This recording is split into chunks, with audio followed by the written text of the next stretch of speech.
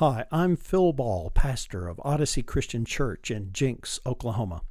We're part of the Christian Church Disciples of Christ, and we offer a non-judgmental approach to support your personal journey of faith. After the message, we invite you to keep listening for a presentation from our wonderful band. And if you want to experience worship live, we invite you to find out all the details at www.facebook.com/Odyssey CC. Larry had some transportation issues, and so we're working on it. But all right, it's great to have everybody here. In a minute, I want to introduce Keith. But first of all, I need you to see next one. Yeah. Okay. I know it looks complicated, but it's not. We're going to take just a minute to mess with this because I need you to know about it. Back in 1995, when I was doing a lot of work with contemporary worship, trying to figure out how it all was, I as a lifelong church person, traditionally raised in the church and all this kind of stuff, I was just not aware that people were freaked out by the church as much as they were, however that works. And so in trying to figure out how it is we communicate with folks for whom church is scary, for whom church is like a whole bunch of foreign languages, and you hear obnoxious behaviors being done by people who call themselves Christians and all these kind of different things. How do you figure that stuff out? And I've came to me that in my life, I had grown up as a person who had done things because of my Christianity. I had worked on peace and justice issues. I had worked on integration issues. I had worked on helping kids get smarter and grow and do all kinds of stuff. And I really realized at that point that what I hadn't been self-conscious of is that the very core of all that is our spiritual center, our faith center. And so I learned to focus on that, which is the orange or red circle up there. There's two circles that I want you to be aware of. It's the orange and red one. And basically the symbols that we use of God, Christ, Holy Spirit, which is the GCHS, that however you approach God, Christ, and Holy Spirit, it's a faith core. It's some kind of focus that from which you go to the second circle, which is what those little green arrows are about. This one down here going all the way out into the world, across the world, and anyhow. And that basically from that core then you move into the what do you do with that business? What's the response to that? How do you deal with that?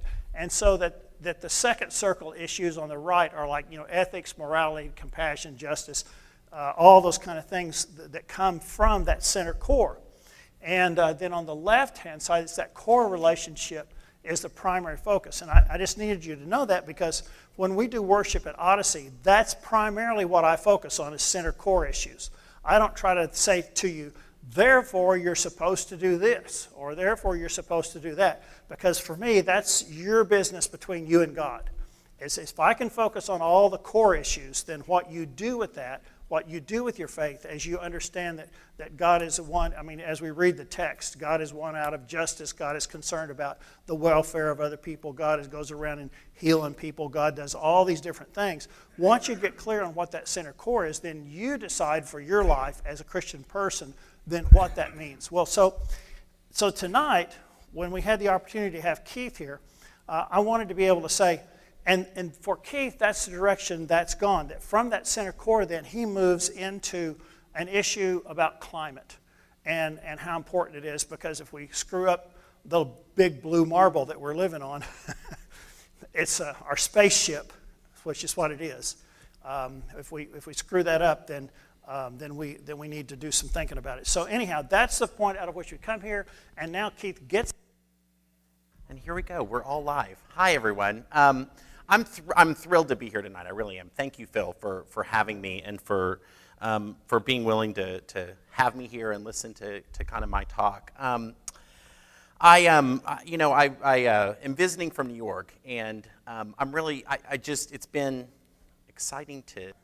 Well, so what I was really going to start with, which I don't need slides to tell the story of, is kind of how I came to be here tonight. And so I grew up in Tulsa, and I went to OU, moved to New York after college, and I was, as Phil might mention just a minute ago, somebody who was pretty afraid of church, I will say. I moved to New York. I got a job in advertising and working in publishing, and propelled myself in a good job, and I think that the outward package of myself looked pretty good. And I was able to kind of keep it together for quite a while. And 2 years ago, in the fall of September 2011, things unfolded in my life where I really felt like I had reached a place of being morally bankrupt. I had lost a little bit of my light that I had. And I was living a life of self-propulsion. I was on my own, and I was going to fight my way through, and I was going to conquer the world on my own. And I just got myself to a place of being a little bit desperate, and that was a gift to me. And I remember one night I called my friend Lori, and I said, "Where are you? I can't be alone right now." And she said, "Well, I'm at my church auction. Do you want to come?" And I was like, "Okay, I got nothing else." So I showed up, and I was just willing to be open to that. And since then, I have really, it's taken a while, and it's been a process, but I would say that I have given my life over to the care of God. And that has made such a tremendous difference in who I am. And it was about that time that I actually started getting involved in a little bit of climate stuff. I went to a first climate presentation, and I was able, 2 years ago, to train in San Francisco with Climate Reality Project, and then again this past year in Chicago, where I was able to be a mentor with people. My goal is that if we get to go through the slides, that people will be open-minded to what I have to say, and just understand that for me, this is really an expression of my faith. I believe that faith without works is dead in many ways, and so this is something that I do just to be of service to other people and people I care about. So let's talk a little bit about climate change and global warming now. Just a couple facts I want to run through real quick. These are the 12 hottest years on record, and they've all occurred pretty recently. The hottest year ever is 2010. The hottest month ever measured in the United States was last July, last summer. We talk a lot about daily heat records when we look at climate, and this is really important. We tied 1,800 daily heat records across the United States last summer, and we set almost 5,000. Now, it's not just the air that's actually heating up, and one of the things that climate scientists are talking a lot about is the oceans. And so you can see here, this is just measured temperature since 1960 of the heat content of the ocean, kind of that top layer. And what's real interesting is when we compare that to actually the norm, you can look at it on this map, and you can see different zones where things are hotter and cooler than what they are supposed to be in a normal climate setting. This is taken on October 29th of 2012. And so this set the perfect stage for what I experienced in New York, which was Hurricane Sandy. The largest storm ever to hit the United States, 100 miles wide. It was the lowest barometric pressure ever recorded north of North Carolina, if that makes sense. So one of the most intense situations. We dealt with this storm in New York City for really days and weeks. My congregation got really involved in a lot of the outreach to people who were left homeless, and it's still repairing, really. You can see here a lot of the flooding in the tunnels and things that were dealt with. This is an interesting slide that just shows how our infrastructure is so fragile for this kind of weather event in New York. These are sort of before and after shots of what you see before and after the storm as it ripped through. And just a lot of the human toll that was involved in this. This is an interesting statement that was actually put out by Munich Re, which is one of the largest reinsurance companies in the world. And these guys are not scientists, and they're not politicians. They really have no vested interest in climate change, but they say this is the only plausible explanation is weather, of the rise in weather-related catastrophes is climate change. I'll talk a little bit briefly about what causes global warming, kind of the basic science of it, and it's really not new science. It's been around since the late 19th century. The sun sends solar radiation in the form of light waves through the atmosphere. Most of it is absorbed by the Earth and it warms it up. Some of it's radiated as infrared rays back up into space. And then some of it is caught in our atmosphere and gives us that nice, even temperature, 64 degrees Fahrenheit on average. So what happens is, as we alter the atmosphere with 90 million tons of carbon dioxide every single day. That thin layer of atmosphere grows thicker, and it thus traps more of that infrared radiation and heats up the Earth. It's the greenhouse effect. If the Earth were actually a globe, the atmosphere would be about as thick as a coat of varnish. It's very fragile. Now, this is an interesting look, but basically this is, as the heat rises, more moisture evaporates into the air. So warm air holds more water vapor. That's why when you take a hot shower, you fog up your mirror. But if you take a cold one, you don't. And so that is why we have more intense flooding events and more intense thunderstorms under global warming. And this is a prime example just a couple weeks ago in Boulder, Colorado, where they received a year's worth of rain in 2 days, so in 48 hours. And the tremendous flooding there. This is a whole highway that turned into a river outside of Estes Park. And again, just the cost of all of this and the human toll of it is really something to think about. Not only Boulder, Colorado, but there have been flood events this year all over the world. So the same thing of dramatic rainfall is happening elsewhere in the world, in Canada, in China, throughout China. Some of the heaviest rains that they've had. They're now having a once in every 500-year flood each year. This is in Athens, Greece this year.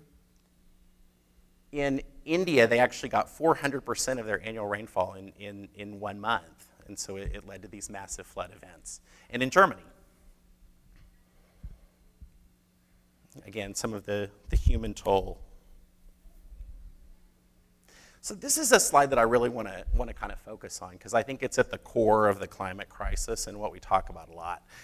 We've met with these climate scientists, and basically these guys are amazing. They can go and drill down in an ice core in Antarctica, 800,000 years. And like rings of a tree, they can look in the little bubbles within the ice, and they can look at the oxygen isotopes, and they can give us a relative amount of temperature and carbon dioxide in the atmosphere for 800,000 years. I mean, it's a pretty amazing ability that we have. So if you look at this blue line, and I know it's a little hard to see, this is the amount of carbon dioxide in the atmosphere for 800,000 years, right? And then the white line is temperature. You see how those kind of fit together? So we know now that carbon dioxide and temperature tend to be coupled systems. They're systems that go together. Never before have we gone over 300 parts per million in the atmosphere, right? And then in May 15th of 2013, we hit the first ever record of 400 parts per million of carbon dioxide in the atmosphere. And many scientists say that 350 is the safe number, that we are already over. But the truth of the matter is we don't know. Now, I want to talk a little bit about the scale of this chart, just so that you understand. All of human history is that last little bar on the white, and the bottom of that bar, that's the last ice age.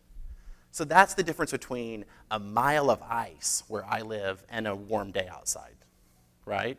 Is just that little amount of temperature. The point is that if temperature continues to increase with the amount of carbon dioxide, as it always has, we could be in an unthinkable scenario. And what's even scarier about this is that we put 90 million tons of carbon dioxide into the atmosphere every single day, which means that if we look at the chart, at the rate of our current activities, in just 40 years, we'll be over 600 parts per million. Talking a little bit about the extra heat, that extra heat that pulls that moisture out of the ocean also pulls it out of the land. And that leads to deeper and longer droughts, bigger intervals between downpours that tend to be bigger storms, but then also these long periods with no regular rain. A lake in Switzerland. Comments from farmers, of course, it has a big effect on wheat production.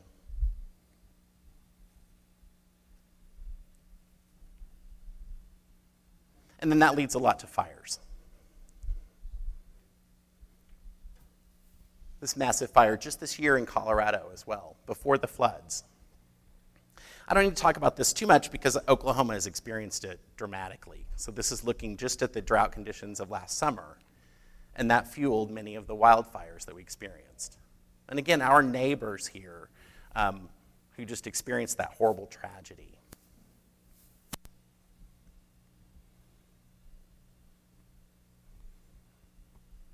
So this is just a passage from the Bible that I really thought was relevant today. There are many times in the Bible where we talk about the earth as God's creation.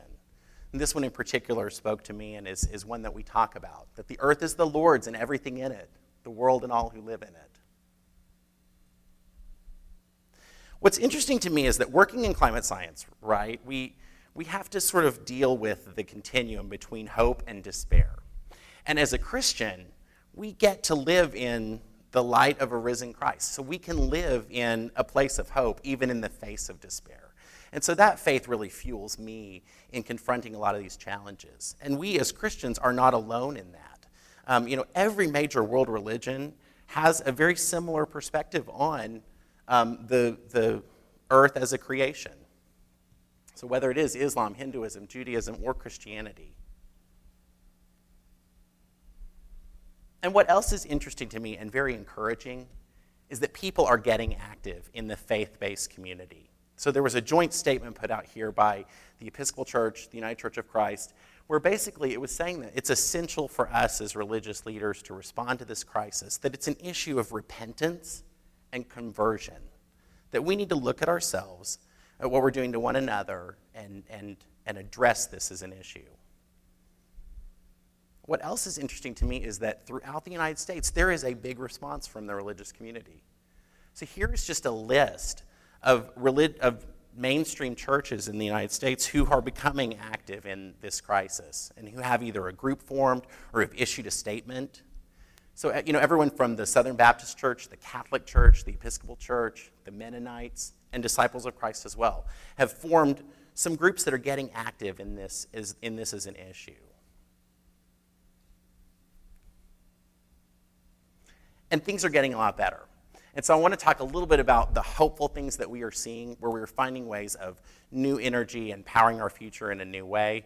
This is actually something that just opened up this summer, Ivanpah. It'll power 140,000 homes using solar concentration. It's in the Mojave Desert. It's a tremendous amount, and it's really, those are all mirrors around there. This wind farm offshore in England will power 470,000 homes, just using the wind. This main wind turbine just went in, and it'll power 6,000 homes on its own, and it's going to actually find a place outside in the ocean in Denmark. Western Oklahoma, not to be missed for sure. And the amount that we are investing in renewable energy and in greening the way we power our lives is encouraging as well. In 2010, for the first time, we spent more money on renewable energy than we did on fossil fuels. So the tide has turned, and we can see here with this chart that things are getting stronger. And finally, the Vatican is the first country in the world that will be completely solar powered. Now they have two advantages, really. They are very, very small, and they have God on their side. And in addition to just like ways that we power our future, back to the farm. I think that there's an awful lot of talk now about carbon sequestration and farming, tree planting, whether it be in China. China is actually planting 2,500 square miles worth of forest, man-made forest, 4% of their entire land mass. And they've planted 96 million trees in India since 2006. And a lot of states are now on board with this, renewable energy policies. And then not to be missed, Oklahoma has actually come in with some renewable portfolio goals set. So states are getting active even though the federal government hasn't really acted on the issue of setting goals for renewable energy. I just want to end on this that was really inspiring to me. And that's from, I attend an Episcopal church, and we're big into the Book of Common Prayer. And this was a prayer that is at the back. That's a prayer for social good, that no one would suffer from our abuses of the earth, that we are fellow workers in God's creation. This last image is really interesting In 1990, we launched a satellite that was able to get 8 billion miles away. And they turned back around and they took this photograph. It was one of the first published photographs that we have of this. And do you see that little bitty blue dot? That's us. So our big blue marble in the sky is actually a pretty small one. And we're able to get, for the first time, this viewpoint. This is the only place that we will ever have. There's no other option. There's no bargaining to be done on it. And so it's my goal, thank you for listening, that I'll inspire you guys to help me. Thanks.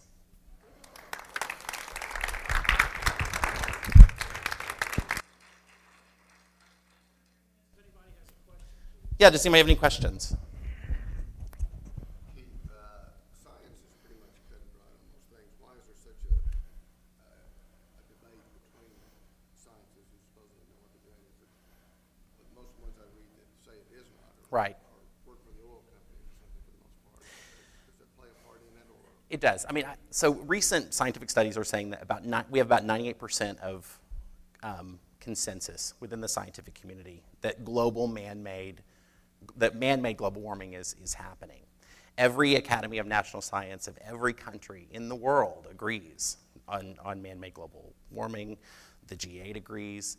Really, the debate is within the public more than within the scientific community. To your point, we've often drawn analogies to tobacco companies saying that, there's really no proof that cigarettes cause cancer. I think that there's been some science put out there that's not credible. But really, the scientific community is about 98% in touch. I always draw the analogy of if you had something wrong with your heart, went to 100 doctors, 98 of them said, you got to do something. You got a problem. And then 2 of them said, nah, I'm not so sure about that. What would you do? So that's kind of our thought. Yes, sir. The what? Laurentide ice sheet that used to cover North America up to the With you mean the up and down and the I mean, I'm for sure not a big climate scientist. What I can tell you is there are natural fluctuations in the amount of carbon dioxide and temperature over, there's a certain 1,000 years of cycles that have caused all of those. There have been ice ages and then there have been temperate times. We've lived in a temperate time. There are those, but when we look at the impact that we are having on the climate now, it's really changing that natural cycle. It seems like if that happened then, what's different about this one? Right. The implication now is that this is caused by human activity. Yeah. No, I mean, well, the other ones before human, right. But it has to do with speed. That in the past, it's taken a couple of thousand years for that to happen. Now it's happening in a matter of 50 years. It's the rate at which it's happening. It's happening so fast now because of human activity. And in the past, it happened, but it was over multi-thousands of years.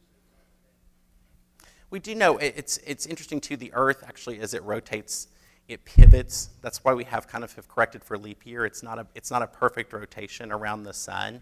So there is an axis pivot that creates about a 30,000 year weather pattern of heating and cooling. It's above my pay grade, but I've heard people talk about it, which is interesting. Is there any correlation between the climate change and the moving of the North Pole magnetic? I don't know. I'm not sure about the magnetic pole. Where the North Pole is really moving a lot. Yeah. It's certainly, that's like the area of greatest change. At the poles, we're seeing the most change in the amount of temperature.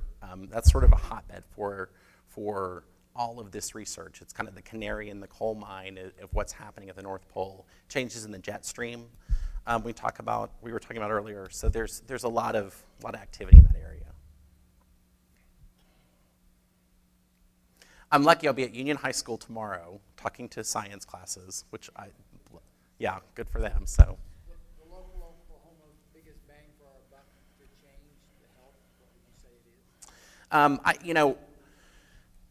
is? A couple things. We say, one of the buzzwords in this is it's more important to change policies than light bulbs. But certainly that taking that individual action, it gives us the credibility to demand more from our leaders in terms of responding to the climate crisis.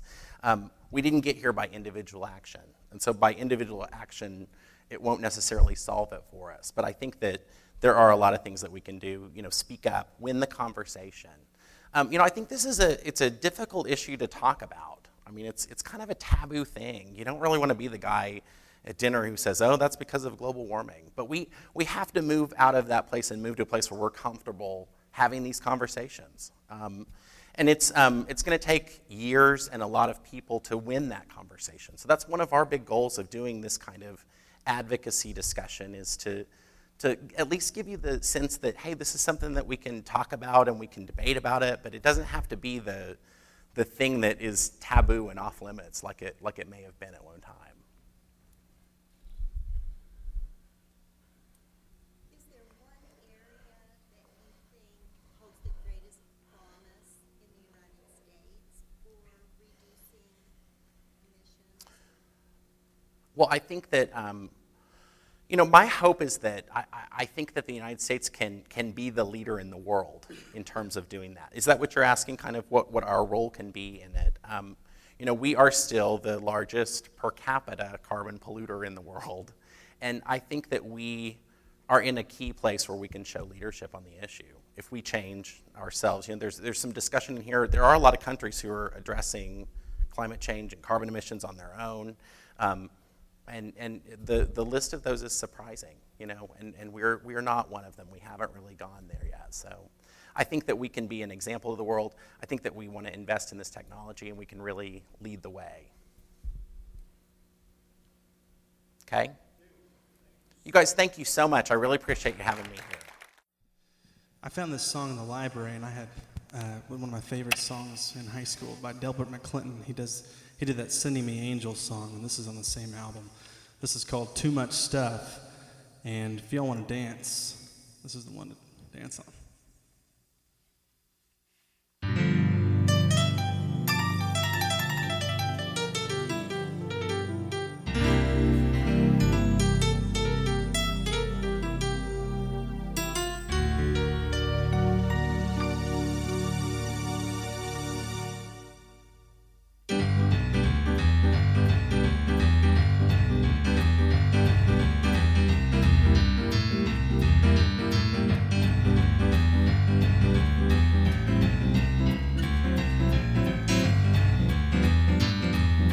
Big house, big car, backseat, full bar, houseboat, won't boat, ain't don't. Too much stuff. Too much stuff. It'll hang you up, dealing with too much stuff. Hanging out on the couch, putting on the pounds, better walk, run, jump, swim, try to hold it down. You're eating too much stuff. Whoa, too much stuff. It'll wear you down, carrying around too much stuff. $100 cab ride, fogged in, can't fly, Greyhound, Amtrak, auto bought a Cadillac. Too much stuff. Oh, too much stuff. It'll slow you down, fooling with too much stuff. Well, it's way too much. You're never gonna get enough. You can pile it high, but you'll never be satisfied. Rent a tux, shiny shoes, backstage, big smooth. Vocal group, can't sing, won awards for everything. Too much stuff. Too much stuff. They just keep on rolling with all that stuff. Got hurt, can't work, got a lot of bills, but the policy don't pay unless they get killed. Too much stuff. Too much stuff. Just my luck, counting on too much stuff. Well, it's way too much.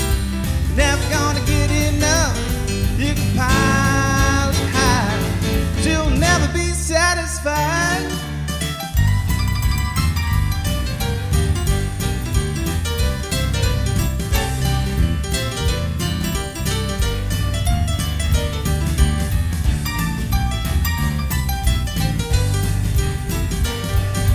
Women every which way, messing with my mind. You know I fall in love every day 3 or 4 times. Too much stuff, too much stuff.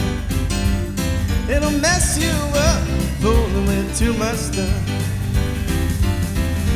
Running back can't score till he gets $1 million more. Quarterback can't pass, the owner wants his money back. Too much stuff, too much stuff. Can't get a grip, fooling with too much stuff. Yeah, too much stuff, too much stuff. Oh, too much stuff. Yeah, too much stuff. You can hurt yourself fooling with too much stuff.